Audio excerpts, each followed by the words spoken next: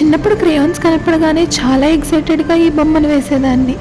ఇది మా ఇల్లు, ఇది దాని కళ్ళు నోరు, దాని నోట్లోంచి అయితే లోపలికి వెళ్ళిపోవచ్చు.